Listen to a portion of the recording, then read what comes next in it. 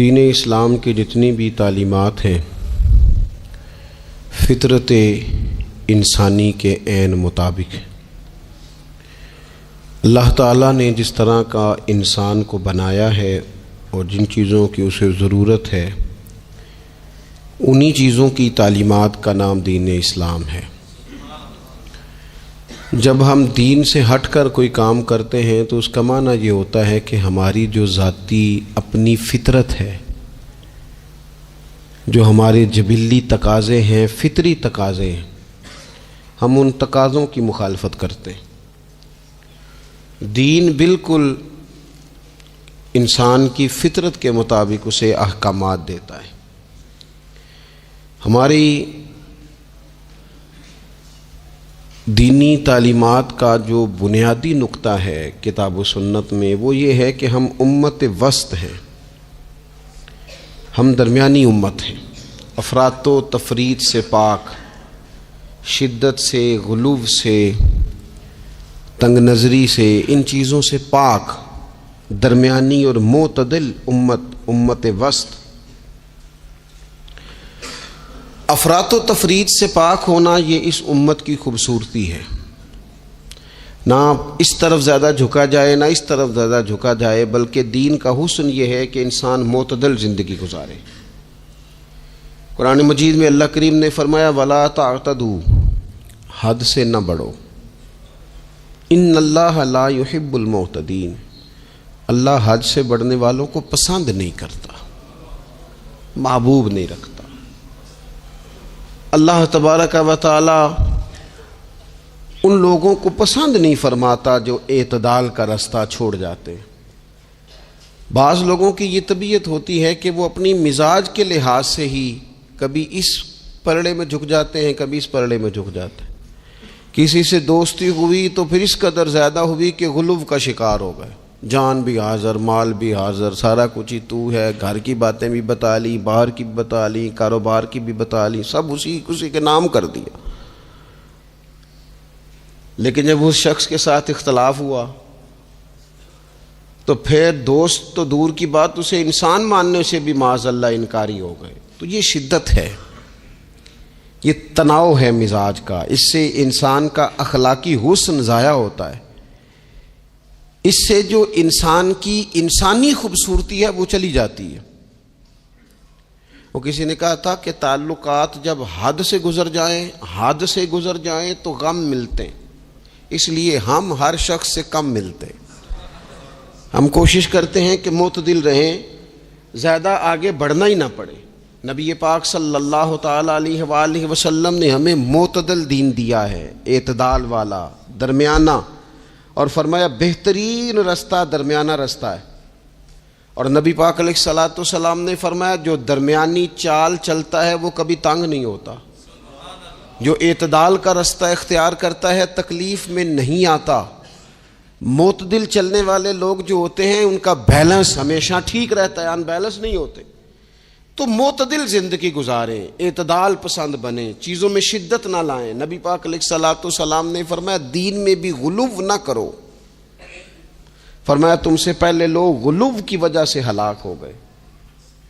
کچھ لوگ غلو کرتے ہیں، چھوڑ دیا جی میں نے سارا کچھ، میرا کوئی تعلق نہیں جی، میں نے نہیں بیاہ کرانا، میرا شادی سے کیا لینا دینا، میں نے گھر چھوڑ دیا جی، اب میں نے بس تسبیحاں ڈال لی ہیں گلے میں جی، میں اب بس مسجد میں ہی ہوں جی، میں فلانی جگہ۔ دین تو اس کو پسند ہی نہیں کرتا، یہ تو حقوق سے بھاگنے والی بات ہے، شریعت تو اس کو سپورٹ ہی نہیں کرتی۔ اور میں نہ جناب چھوڑ دیا جی میں کچھ نہیں کھاتا جی، بس میں تو روزہ رکھتا ہوں، ہر روز ساری رات اللہ اللہ کرتا ہوں، اس کو پسند نہیں کرتا دین اسلام۔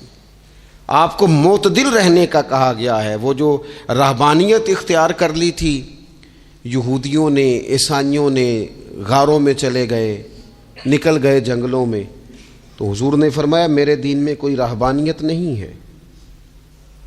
دین تو کہتا ہے کہ آپ روٹین کے کام کریں، روٹین کے، اور روٹین کے کام ہی صحیح کر کے کریں، اسی میں آپ کو اللہ کی رضا نصیب ہو جائے گی۔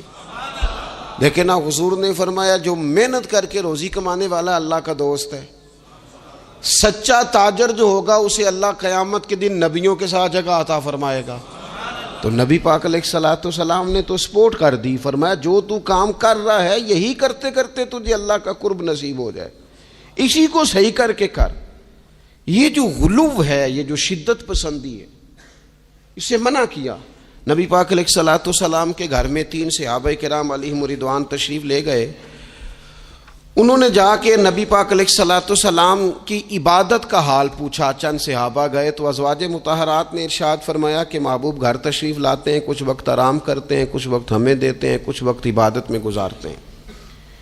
اب وہ تو گئے تھے جا کے یہ معلومات کریں گے اوہو کہ سرور کائنات تو ساری رات اپنے رب کو یاد کرتے ہیں۔ ہمارے ہاں بھی لوگ پیری مریدی کے سلسلے میں جب کہیں جاتے ہیں تو ان کا خیال ہوتا ہے کہ جو پیر صاحب ہوتے ہیں نا جی، نہ وہ روٹی کھائیں، نہ ان کے ہاتھ میں موبائل نظر آئے، نہ وہ ہنسیں، نہ انہوں نے اچھے کپڑے پہنے ہوئے ہوں، بالکل ایک فقیر آدمی، اور جب بھی ہم جائیں نا وہ تھوڑی، اور لوگ کرتے بھی ہیں یہ کام اللہ ماشاء اللہ، لوگوں کو دکھانے کے لیے وقتی طور پر بعض جگہوں پہ یہ سلسلہ ہوتا بھی ہے، لیکن یہ وہ نارمل زندگی نہیں جو ہمیں رسول پاک نے سکھائی ہے، یہ وہ دین نہیں کہ آپ بالکل کٹ گئے اور آپ حیرت انگیز بات کر رہے ہیں اور آپ جناب بالکل دنیا کا آپ سے کوئی تعلق ہی نہیں ہے۔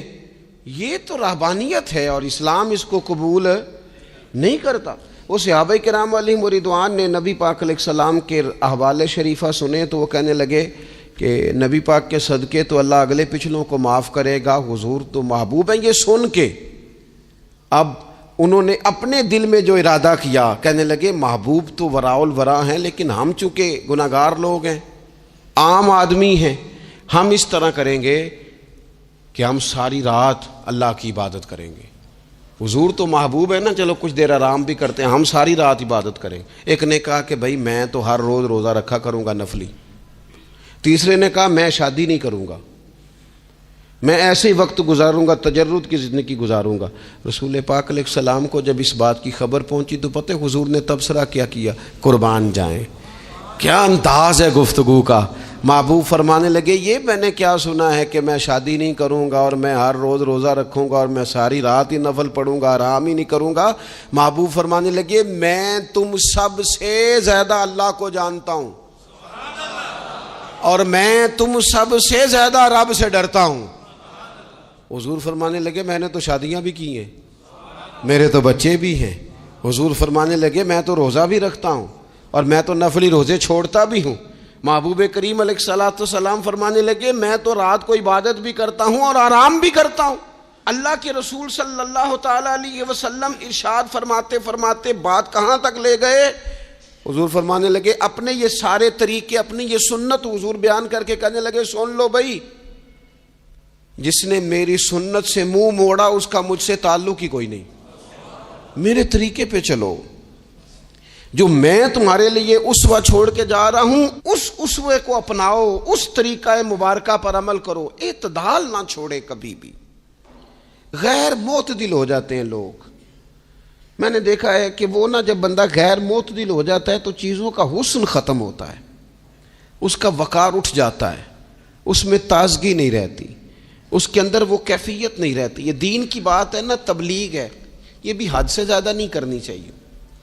حضرت عبداللہ ابن مسعود رضی اللہ تعالیٰ عنہ سے لوگوں نے کہا تھا ہمارا دل کرتا ہے آپ روز واز کریں، روز تقریر کریں، ہم روز سنیں، تو آپ فرمانے لگے نہیں، ہفتے میں 3 دن بات کروں گا۔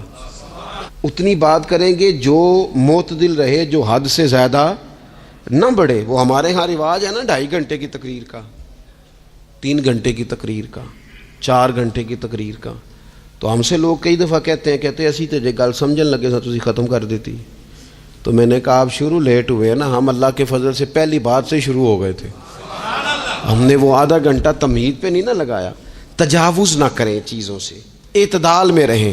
دیکھیے اسلام ہمیں یہ کہتا ہے کہ تم کھانا کھاؤ، کلو وشربو، کھاؤ بھی پیو بھی، تمام جائز چیزیں کھانے کی اجازت ہے، لیکن نبی پاک علیہ السلام نے فرمایا کمر سیدھی رکھنے کے لیے کھاؤ، اور جب تمہارا بڑا جی چاہے نا پیٹ بھر کے کھانے کو تو کریم فرمانے لگے پھر بھی 3 حصے کرو کھانے کے، ایک حصے میں ہوا ہو، ایک میں پانی ہو اور ایک میں خوراک ہو۔ پھر بھی پیٹ بھر کے نہ کھاؤ، بلکہ اللہ کے رسول صلی اللہ تعالیٰ علیہ وسلم فرمانے لگے کسی نے اتنا برا برتن بھرا ہی نہیں جتنا کسی نے اپنے پیٹ کو بھرا ہے۔ سب سے برا برتن تم نے بھرا۔ زیادہ کھائیں گے خواہشات زیادہ پیدا ہوں گی، زیادہ کھائیں گے نیند زیادہ آئے گی، زیادہ کھائیں گے غفلت زیادہ طاری ہوگی۔ لیکن کچھ لوگوں کا مقصد زندگی کھانا ہے، صبح کی پلاننگ الگ ہے، دوپہر کی الگ ہے، شام کی الگ ہے۔ آپ حیران رہیں گے کہ آپ اس ملک میں رہتے ہیں جس میں سب سے بہترین بزنس ہوٹل چلانے کا بزنس ہے۔ کھانے پینے کا کام کرو، یہ بھی بنا لو، یہ بھی بنا لو، اچھا بھلا کھا پی کے اس کے بعد فاسٹ فوڈ کا آرڈر دے دیا جاتا ہے۔ اور کھانے کے بعد کتنی ساری چیزیں، اب تو یہ میں کچھ عرصے سے دیکھ رہا ہوں، اچھا بھلا کھانا کھاتے ہیں، اس کے بعد چائے کے ساتھ بسکٹ آ جاتے ہیں۔ میرا ایک غریب گھر سے تعلق ہے، ہم تو اس وقت چائے کے ساتھ بسکٹ کھاتے تھے، رس کھاتے تھے جب روٹی کوئی نہیں ہوتی تھی، یا روٹی کھانے کا پروگرام نہیں ہوتا تھا، کوئی پرہیز چلتی تھی۔ لیکن اب وہ لوازمات چائے کے ساتھ، اب تو لوگ چائے کا، اب جی آپ کا کھانا نہیں پکانا، چائے پکانی ہے، تو چلو ٹھیک ہے چائے پک گئی، اب وہ چائے پک رہی ہے، اس کے ساتھ جناب بھنا ہوا گوشت پڑا ہے، اس کے ساتھ پیزا آ گیا ہے، اس کے ساتھ فلانی چیز آ گئی، یہ کیا ہے جی؟ اچھا پھر وہ خواہش بھی ہوتی ہے بعض میزبانوں کی کہ اب یہ تعریف بھی کریں، وہ سارا کچھ رکھ کے تو ساتھ یہ بھی کہہ رہے ہوتے ہیں تو چونکہ روٹی ڈاک چھڑی سی، لہذا پھر ہم نے نا یہ سارا کچھ کیا ہے۔ یعنی وہ کہہ رہے ہوتے ہیں کہ مہمان اب یہ کہے کہ او ہو آپ نے تو بڑا تکلف کر دیا ہے، اس کی کیا ضرورت تھی۔ تو کئی مہمان میری طرح کے بڑے پکے ہوتے ہیں، جو روز کے مہمان ہوتے ہیں نا بڑے پکے ہوتے ہیں، وہ تعریف شریف کوئی نہیں کرتے، وہ صاف ہی بات کرتے ہیں کہ تسی ایک شے رکھ دے تے اسی بھی چج نال کھا لیندے۔ اب تو یہ چکھنے چکھانے کا ہی ماحول ہے، کوئی ایک رکھتے یا ہماری مرضی کی رکھتے یا پوچھ لیتے کہ اس ٹائم روٹی کھانی ہے تو چلو ہم کھاتے۔ یہ لوازمات ہیں، یہ تکلفات ہیں، اس میں گھر والے بھی تکلیف میں، پیسہ بھی بعضوں کا ضائع۔ آپ کھانے کے لیے زندہ نہ رہیں، زندہ رہنے کے لیے کھانا کھائیں، اپنی طبیعت میں بوجھ نہ بنائیں کسی قسم کا۔ نبی پاک صلی اللہ تعالیٰ علیہ وسلم نے مومن کی شان پتہ کیا بیان کی؟ فرمایا کافر اور منافق 7 آنتوں سے کھاتا ہے اور مومن 1 سے کھاتا ہے۔ اتنا فرق ہے کافر منافق کے کھانے میں اور مسلمان کے کھانے میں۔ 6 گنا کم روٹی کھاتا ہے مسلمان، 6 گنا کم۔ حضرت عمر فاروق ملک کے شام میں حضرت ابو عبیدہ بن جراح سے ملنے کے لیے گئے تو کہنے لگے اتنی دور سے آیا ہوں، سپہ سالار روٹی تو کھلا۔ تو انہوں نے اپنے بیگ سے رات کا خشک ٹکڑا کھانے کا نکالا اور پانی کا پیالہ دے کے کہنے لگے عمر یہ لو کھا لو۔ تو حضرت فاروق اعظم کہنے لگے یہی وہ مزیدار روٹی تھی جس کے لیے میں تیرے پاس آیا تھا، یہی وہ کھانا تھا، میں تلاش کر رہا تھا کہ یہ تمہیں ملے گا۔ کدھر گئے وہ لوگ جو رات کے کھانے میں فریج بھی نہیں ہوتی تھی، رات کے کھانے میں تھوڑا پانی ڈال دیا اماں نے، اس کو 3-4 دفعہ ابال لیا، رات کی روٹیوں میں تھوڑا سا پانی اور تھوڑا سا گھی، پورا گھی نہیں، تھوڑا سا پانی اور تھوڑا سا گھی، اور ساتھ دادی نانی یہ بھی کہہ رہی ہے کہ یہ پانی سے ذرا نرم ہو جائے گی روٹی، اور پھر وہ کھانا کھایا جا رہا ہے۔ اس کے اندر نہ تو ڈاکٹر آپ کو یہ کہہ رہا ہے کہ یہ نقصان کا باعث ہے، نہ معدے پہ بوجھ بن رہا ہے، نہ اس کے لیے پھر بھائیوں کو جا کے پردیس کاٹنا پڑ رہا ہے، نہ باپ کو کئی قسم کی نوکریاں کرنی پڑ رہی ہیں، اعتدال میں گھر کے اندر ہی سارا کچھ مینج ہے۔ یہ وہ حسن ہے جو اسلام کہتا ہے تم غیر معتدل ہو گئے، تم حد سے بڑھ گئے، تم نے زندگی ساری کھانے پینے پہ لگا دی۔ اور بھائی من چاہی نعمتیں تو جنت میں ملیں گی، ہم نے تو مزے کے کھانے وہاں جا کے کھانے، وہاں ملے گا پھل اور وہاں ملے گی نعمتیں جو بار بار ملیں گی، چہرے ایک جیسے ہوں گے پر ذائقہ بڑا منفرد سے منفرد نظر آئے گا۔ تو وہ جو پردہ غیب میں چیزیں تھیں وہ ساری چیزیں لوگ کہتے ہیں ہاں جی ہم ساری، غیر معتدل نہ بنے، تھوڑی سادگی لائیں، تھوڑا درمیانہ راہ، اسلام اس کو پسند کرتا ہے۔ نبی پاک علیہ السلام کی بارگاہ میں ایک مہمان آیا، ابھی وہ مسلمان نہیں تھا، تو محبوب نے فرمایا ایک بکری کا دودھ دھو کے اسے پلا دو۔ ایک بکری کا دودھ دھویا گیا، پلایا گیا، پھر دوسری کا دودھ دھویا گیا، پلایا گیا، پھر تیسری کا، وہ 7 بکریوں کا دودھ پی گیا۔ صبح اللہ نے توفیق دی اور وہ کلمہ پڑھ گیا۔ اب نبی پاک علیہ السلام نے فرمایا اسے بکری کا دودھ دھو کے پلاؤ. ایک بکری کا دودھ پیا, دوسری کا پی نہ سکا, رات 7 کا پی گیا تھا. تو میرے کریم فرمانے لگے یہ مومن اور کافر کا فرق ہے. جب تک یہ حالت کفر میں تھا 7 بکریوں کا دودھ پی گیا, اب یہ مومن ہوا ہے تو اللہ تبارک و تعالیٰ نے ایک دودھ کے ساتھ ہی اسے سیر فرما دیا ہے. اس کی تشنگی اور بھوک اللہ نے مٹا دی کھانے پینے کے لیے. اور اس کا ذہن بھی نہ بنائیں.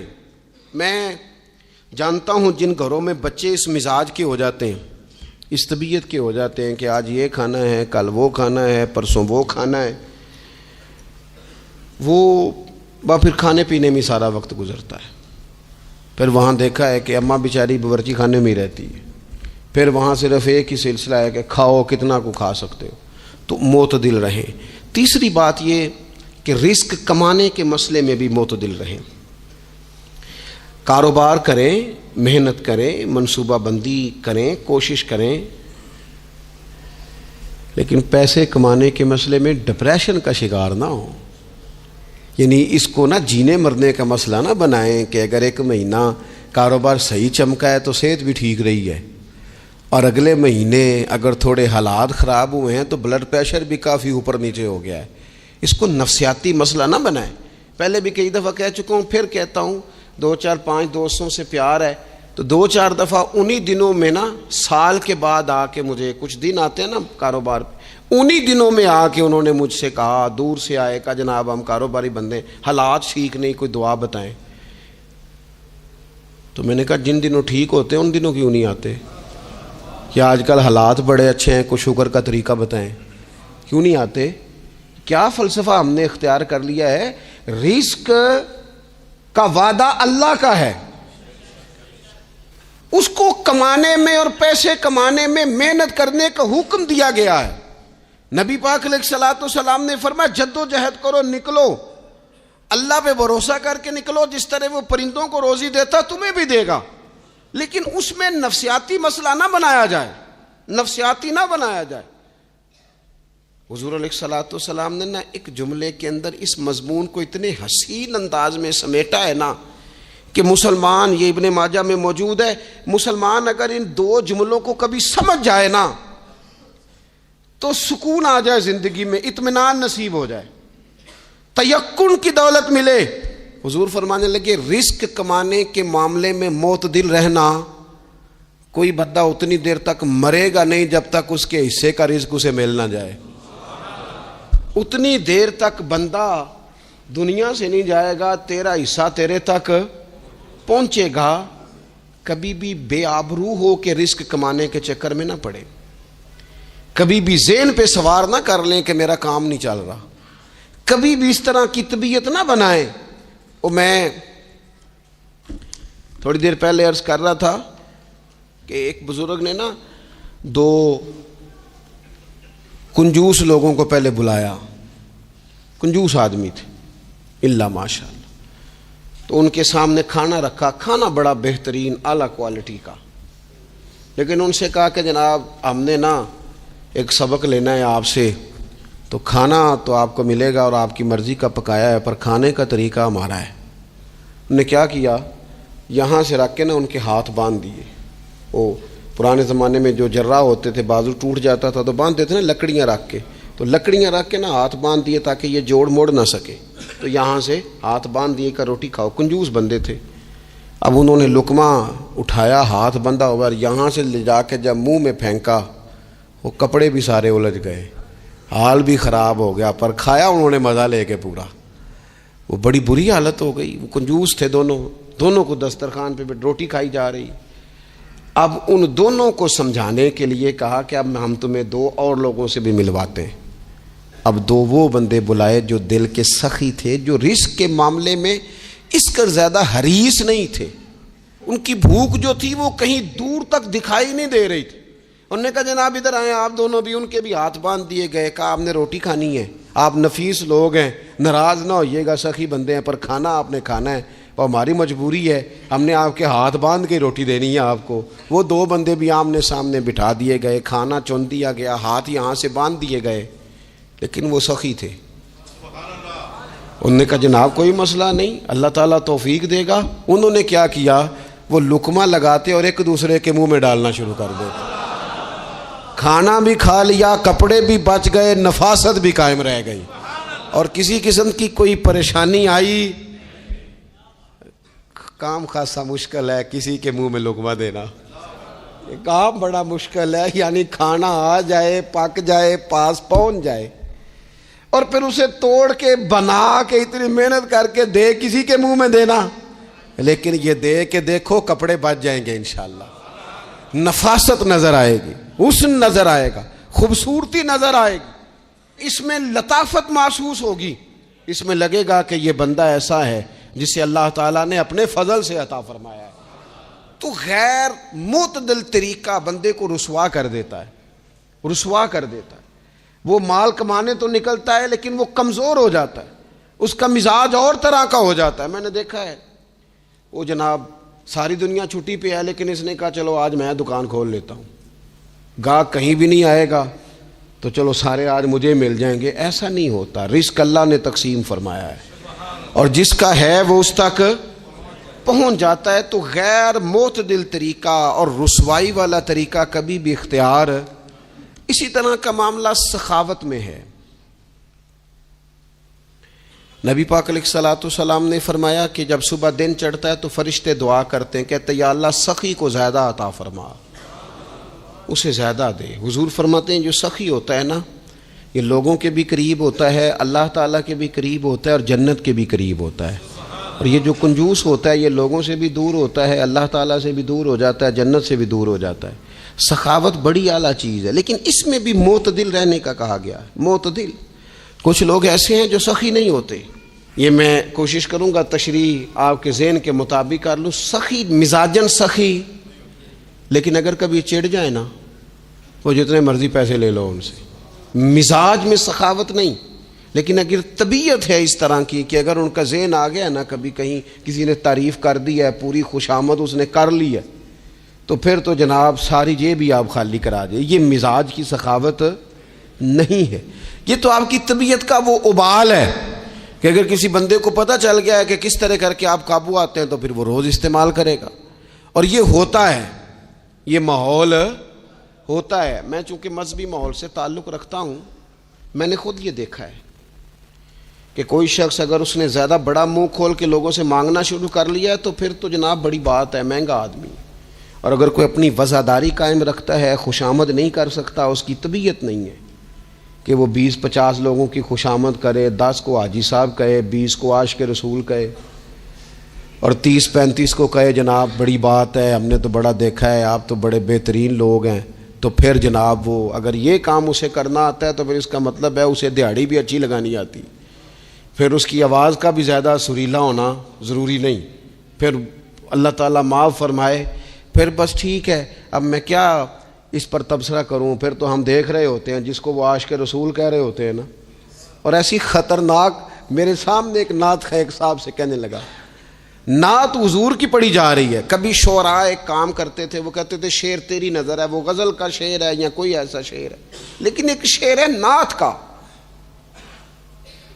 اس میں تو حضور کی تعریف ہے، نبی پاک کی تعریف کا شعر کسی بندے کی نظر کیسے ہو سکتا ہے جب اس میں ذکر ہی رسول پاک کا ہے؟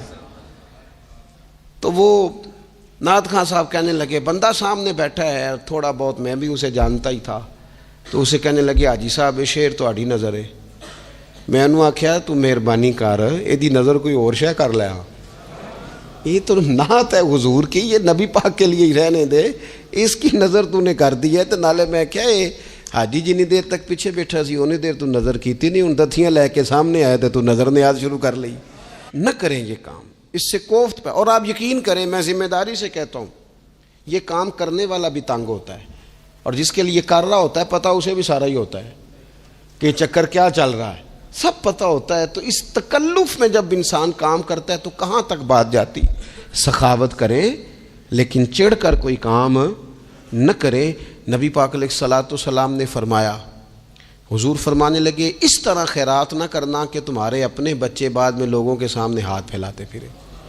حضرت سعد بن ابی وقاص رضی اللہ تعالیٰ عنہ نے عرض کیا تھا، یا رسول اللہ صلی اللہ تعالیٰ علیہ وسلم میں سارا مال اللہ کی راہ میں خیرات کرنا چاہتا ہوں، میری ایک ہی بیٹی ہے، میں چاہتا ہوں سارا اللہ کے راستے میں دے دوں۔ تو حضور فرمانے لگے نہیں بھائی تو چوتھا حصہ دے، 3 حصے اپنی بچی کے لیے، بیویوں کے لیے، باقیوں کے لیے رکھ لے، لیکن تو یہ کام نہ کر۔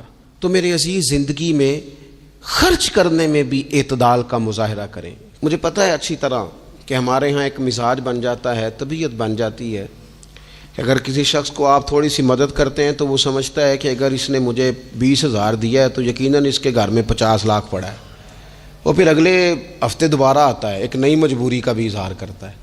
یہ ساری چیزیں ہوتی ہیں، ان چیزوں کے بیچ ہی آپ کو نیکی کرنی ہے، لیکن افراط و تفریط سے بچنا ہے۔ اسی طرح کا معاملہ اپنی زندگی کے دیگر معاملات میں کریں۔ نبی پاک علیہ الصلوۃ والسلام نے نا سادگی کو پسند کیا ہے، حضور سادگی کو پسند کرتے، کھانے کے معاملے میں بھی اور کپڑوں کے معاملے میں بھی، لیکن اچھا لباس پہننے کی اجازت دیتے۔ حضور علیہ الصلوۃ والسلام نے ایک موقع پر ارشاد فرمایا کہ اگر کسی بندے کے پاس گنجائش ہے تو اسے اجازت ہے کہ 2 جوڑے کپڑوں کے کام کاج کے لیے رکھ لے، 2 جوڑے جمعے کے لیے رکھ لے۔ اور نبی پاک صلی اللہ تعالیٰ علیہ وسلم نے ایک شخص کو دیکھا جو مالدار تھا، لیکن اس کے کپڑے پھٹے پرانے تھے، لباس پرا گندا تھا، بال بکھرے ہوئے تھے۔ تو اللہ کے محبوب علیہ السلام نے فرمایا تیرے اوپر اللہ کا فضل ہے، اور رب جب فضل کرے تو پھر اللہ فضل دیکھنا پسند بھی فرماتا ہے۔ فرمایا تو اچھا لباس پہن، حرج کوئی نہیں، لیکن اپنا رسول پاک علیہ السلام کا طریقہ مبارکہ یہی تھا کہ سیدہ عائشہ صدیقہ فرماتی ہیں کہ یہ وہ لنگی مبارک ہے اور یہ وہ پیوند والا کرتا مبارک ہے، اسی میں محبوب نے اپنی جان اپنے رب کریم کی بارگاہ میں پیش کر دی۔ اور فرماتی ہیں کتنے کتنے دن گزرے کہ رسول پاک علیہ الصلوۃ والسلام نے کھانا تناول نہیں فرمایا، کتنے کتنے دن گزرے۔ میں اس ساری بات کو اگر سمیٹوں نا تو میں یہ نوجوان اگر میری بات پر غور کریں تو اسلام کہتا ہے حضور خود کنگھی بھی فرماتے تھے، تیل بھی لگاتے تھے، امامہ بھی باندھتے تھے، سرما بھی پہنتے تھے، سادہ لباس پہنتے تھے لیکن صاف ستھرا۔ اسلام آرائش کی اجازت دیتا ہے، زینت کی اجازت دیتا ہے۔ آپ کنگھا کریں، تیل لگائیں، خوشبو لگائیں، سرما لگائیں، صاف لباس پہنے، کپڑے دھلے ہوئے پہنے۔ حضور نے حکمن کہا، تاکیدن کہا کہ جمعے والے دن نہا کے مسجد میں آیا کرو۔ اسلام آرائش کی اجازت دیتا ہے، بس نمائش سے منع کرتا ہے۔ دکھاوا نہ کرو، نمائش نہ کرو۔ یہ نہ کہو کہ میں نے اتنے لاکھ کا پہننا ہے، ذرا لگ پتہ جائے لوگوں کو۔ یہ نہ مزاج بناؤ کہ اوہو یہ تو میں نے جناب پچھلے ہفتے بھی پہنا تھا، یہ تو میں نے منگنی والے دن بھی پہنا تھا، نکاح والے۔ یہ نمائش ہے، نمائش سے اسلام منع کرتا ہے۔ اللہ کے پیارے رسول صلی اللہ تعالی علیہ وسلم نے فرمایا جس نے دنیا میں شہرت کا لباس پہنا، اس طرح کا لباس پہننا چاہا، اس طرح کے کپڑے زیب تن کرنا چاہے جس سے محسوس ہو کہ میں ایک بڑا آدمی ہوں، میں مالدار آدمی، جس نے دنیا کے اندر شہرت کا لباس پہنا، اللہ قیامت کے دن اسے ذلت کا لباس پہنائے گا۔ یہ معتدل کیوں نہیں رہا؟ اس نے کیوں حد سے تجاوز کیا؟ اس کو اس طرح نہیں کرنا چاہیے تھا۔ رسول رحمت صلی اللہ تعالی علیہ وآلہ وسلم نے ہمیں جس چیز کی اجازت دی ہے وہ کام ہم کر سکتے ہیں، اور جس سے نبی پاک علیہ الصلوۃ والسلام نے ہمیں روکا ہے اس کام سے ہم نے بچنا ہے۔ ایک اور بات بھی خاص اور بالخصوص نوجوانوں سے کرنی ہے، وہ خاص جس طرح کھانے پینے میں معتدل رہیں، کمائی کرنے میں معتدل رہیں، خرچ کرنے میں اعتدال کا مظاہرہ کریں، لباس میں اعتدال کا مظاہرہ کریں، اسی طرح نا یہ آرام کرنے میں بھی ذرا معتدل رہیں۔ بہت زیادہ آرام کرنے لگ گئی ہے نئی نسل۔ آپ ضرورت سے زیادہ بھی سو لیں تو تھکاوٹ بڑھ جاتی ہے۔ اگر انسان اتنا ہی آرام کرے نا جتنا اس کی طبیعت کے لیے ضروری ہے تو اس میں طبیعت فریش رہے گی۔ لیکن اگر آپ کہیں، وہ ایک دوست ہیں ہمارے، تو ان کو جب تک کوئی اٹھائے نہ تو اٹھتے نہیں، تو گھر والوں نے ایک دن ارادہ کیا کہ آج صبح نہیں اٹھانا، دیکھتے ہیں کتنے بجے اٹھتا ہے، ماشاءاللہ شادی شدہ ہیں، بچے ہیں، تو کہنے لگے جی پھر اللہ کے فضل سے میں 2 بجے خود ہی اٹھ گیا تھا۔ رات ایک شخص سویا ہے اور اگلے دن 2 بجے سویا، تو اب انہوں نے تو یہ بات محبت میں کی، تو پھر میں نے ان سے یہ پوچھا، میں نے کہا یہ بتائیں کہ آپ چلیں رات آپ سو گئے، سمجھ لیں آپ سو گئے 2 بجے رات کو، 12 گھنٹے کے بعد اگر آپ اٹھے طبیعت کیسی تھی؟ کہنے لگے فریش نہیں تھی۔ میں نے کہا فریش تبھی ہوتی ہے اگر آپ فجر میں اٹھ کے وضو کر کے نماز پڑھتے ہیں۔ فریش یہ تبھی ہوتی ہے اگر آپ سحری آپ اپنی روٹین کے مطابق اٹھتے اور اپنی ڈیوٹی پہ جاتے، واپس آتے اور تھک کے سوتے۔ بہت زیادہ آرام پسندی، اور جب سے یہ ساتھ موبائل اٹیچ ہوا ہے، ایک کونا مل جائے، ایک تکیہ مل جائے اور موبائل کی بیٹری موجود ہو اور سروسز اس کی ساری ٹھیک ہوں، پھر ہمیں آواز کوئی نہ دے۔ اس سے کیا ہوتا ہے؟ وجود بالکل سست ہو جاتا ہے۔ آپ کو اللہ تعالیٰ نے جو قدرتی صلاحیتیں دی ہیں، آپ جو کچھ کر سکتے ہیں اپنے گھر کے لیے، وطن کے لیے، ماں باپ، وہ آپ نہیں کر پائیں گے۔ زنگ آلود ہو جائے گا وجود، ہر وقت کی تھکاوٹ، ہر وقت کا مزاج کے اندر سستی کا آ جانا، اعتدال سے نہ نکلے۔ نیند 7-8 گھنٹے بہت کافی ہے۔ اور وہ بھی میں آپ کو ایک ذاتی بات بتاتا ہوں، اگر اللہ چاہے نا بندے کی نیند پوری ہو تو کئی دفعہ صرف 20 منٹ آنکھ لگ جائے تو بندہ فریش ہو جاتا ہے۔ اور اگر منظور نہ ہو مالک کریم کو تو پھر ٹھیک ہے، لوگ لیٹے ہوئے۔ اللہ کے پیارے رسول صلی اللہ تعالی علیہ وسلم نا بہت زیادہ آرام طلبی کو پسند نہیں کرتے، مسلسل جد و جہد۔ گھر آئے، کچھ دیر آرام کیا، نماز شروع کر لی، حضور تہجد میں اٹھ گئے، پھر حضور فجر میں اٹھ گئے، دوپہر میں تھوڑا سا آرام فرماتے تاکہ رات کو بیدار رہنا آسان ہو، لیکن بہت آرام پسندی۔ ہمارے حضرت صاحب فرمایا کرتے تھے زمین کے اوپر کام، نیچے جا کے آرام۔ وہ کسی نے کہا تھا جاگنا ہے جاگ لے افلاک کے سائے تلے، پھر تو حشر تک سوتا رہے گا خاک کے سائے تلے۔ سونا ہی ہے نا، مرنے سے لے کر قیامت تک سونا ہے نا، تو اب تو جاگنے کا وقت ہے۔ نبی پاک صلی اللہ تعالیٰ علیہ وسلم نے حضرت معاذ ابن جبل رضی اللہ تعالیٰ عنہ کو یمن کا گورنر بنا کے بھیجا تو نصیحت فرمائی تھی۔ حضور علیہ الصلوۃ والسلام نے فرمایا تھا تمہیں گورنر بنا کے بھیج رہا ہوں، عیش کوشی سے بچنا۔ حضور فرمانے لگے اللہ کے بندے آرام طلب نہیں ہوتے، رب کے بندے تو محنت کرنے والے ہوتے ہیں، جد و جہد۔ وہاں جا کے عیش کوشی سے بچنا، یہ مسند امام احمد بن حنبل میں موجود ہے۔ یہ جو آرام ہے نا، ہمیں بلائے کوئی نہ، آواز کوئی نہ دے، وہاں مرضی سے اب تو چھٹی ہے جی، اب تو میں نے سویرے اٹھنا ہی نہیں۔ او بھائی ڈھیر سارے کام ہیں جو چھٹی والے دن کرنے کے، ڈھیر ساری ذمہ داریاں ہیں جو چھٹی والے دن پوری کرنے کی۔ اپنی زندگی سے، اپنے وجود سے کچھ نفع لیں، ایسا نہ ہو کہ یہ بیکار ہو جائے۔ لیکن اگر زندگی صرف اور صرف کھانے پینے میں، لباس پہننے میں اور باتیں کرنے میں لگ جائے تو پھر تو آپ بیکار ہو جائیں گے۔ پھر تو محسوس ہوگا کہ جیسے انسان نہ خوابوں کی دنیا میں زندہ ہے، باتوں کے ساتھ اپنے دل کو مطمئن کرتا ہے۔ اس نے اچھا لباس پہن لیا ہے، بس آئینے میں اپنے آپ کو دیکھ کے خوش ہوتا رہتا ہے، طرح طرح کے کھانے منگاتا رہتا ہے، بس زبان کے ذائقے پورا کرتا رہتا ہے۔ امام طبرانی حدیث لائے ہیں، رسول پاک صلی اللہ تعالی علیہ وسلم نے فرمایا میری امت میں ایسے لوگ آئیں گے جو رنگ برنگے کھانے کھائیں گے، انواع و اقسام کے مشروبات استعمال کریں گے، طرح طرح کی زیب و زینت کریں گے، اور منہ پھاڑ پھاڑ کے باتیں کریں گے، منہ کھول کھول کے گفتگو کریں گے۔ حضور نے پتہ کیا فرمایا؟ فرمایا یہ میری امت کے بدترین لوگ ہیں، یہ بدترین لوگ ہیں جن کا مقصود ہی صرف لباس پہننا ہے، مقصود ہی صرف کھانے کھانا ہے، مقصود ہی منہ کھول کھول کے باتیں کرنی ہے۔ ان لذات میں جو لوگ پوری طرح الجھ گئے، کوئی خیر کا کام ہی نہ کر سکے، کوئی مقصد زندگی کی طرف ہی نہ بڑھ سکے، یہ بدترین لوگ ہیں۔ عزیز دوستو، ان 3 چیزوں میں ڈھیر سارے لوگ، اللہ تعالیٰ معاف کرے اللہ ماشاء اللہ، اللہ سب کو محفوظ رکھے، اپنی زندگی کو ضائع کرتے دکھائی دیتے ہیں۔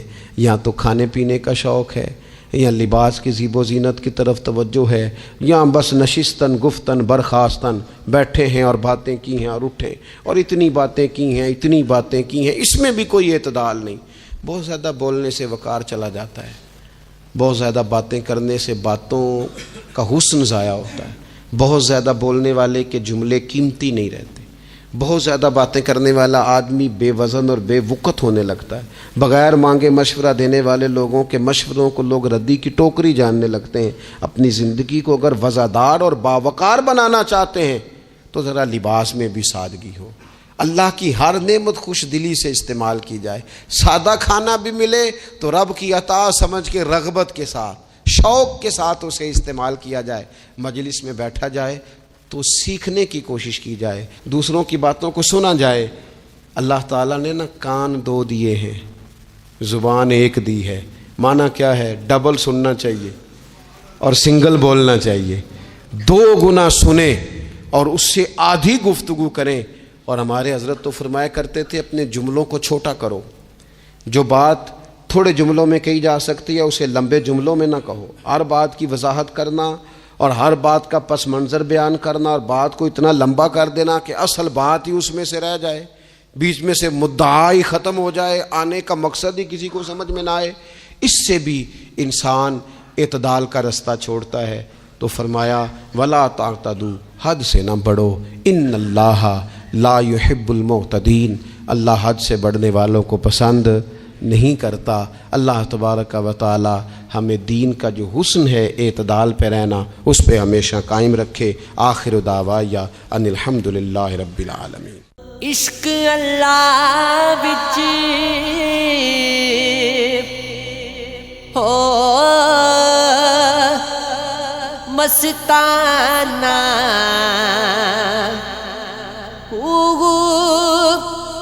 صدا